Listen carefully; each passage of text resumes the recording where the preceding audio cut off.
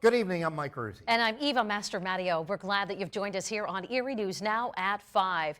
There will soon be a new addition along Erie's Bayfront. It will be at a very prime spot. A food truck has been hoisted into the place on the second level of Dobbins Landing. And our Ethan Kibbe joins us now with details. And Ethan, how did a food truck get onto the second level? The question of the day. Mike and Eva, you just take the stairs. You get a bunch of guys no, I'm kidding. They hoisted it up on a crane. Owner Tim Sedney hired a local tree service and they used their crane.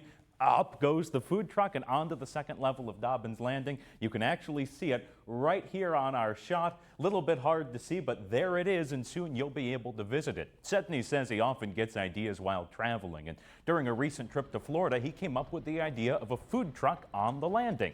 It'll be called Gnarly Knots, and it will offer a variety of sandwiches, all on pretzel buns. That's the hook of the name. It's a chance for a quick bite to eat, he says. And he says it's something just a little bit different than the other offerings along the Bayfront.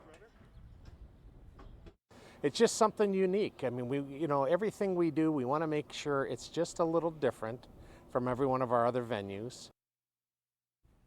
And you won't have to wait long to try it out, Sedney said. If all goes as planned, it should open within the next week to 10 days. Crews were out there today doing any necessary plumbing and electric work, putting in a fire suppression system. So everything should be good to go. Again, week to 10 days, Gnarly Knots, right here on the second level of Dobbins Landing. More on this coming up tonight on Erie News Now at 6. Ethan Kibbe, Erie News Now.